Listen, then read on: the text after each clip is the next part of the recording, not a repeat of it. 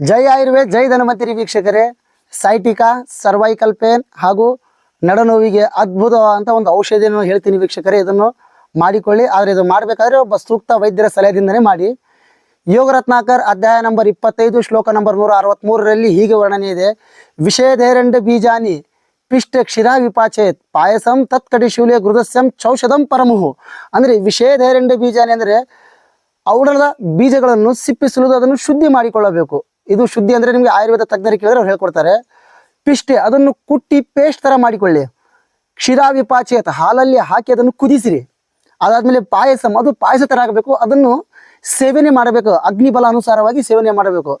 ತತ್ಕಟಿ ಶೂಲ್ಯ ತೆಗೆದುಕೊಂಡಿದ್ದ ಕೆಲವೇ ದಿನಗಳಲ್ಲಿ ನಿಮ್ಮ ನಡನೋವಿನ ಸಮಸ್ಯೆಗಳು ನಿವಾರಣೆ ಆಗುತ್ತೆ.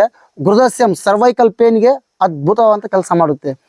ವೀಕ್ಷ ಚೌಷಧಂ ಪರಮುಹು ಅಂದರೆ ಈ ಔಷಧಿ ಬಹಳ ಅತ್ಯುತ್ತಮವಾಗಿದೆ ಅಂತ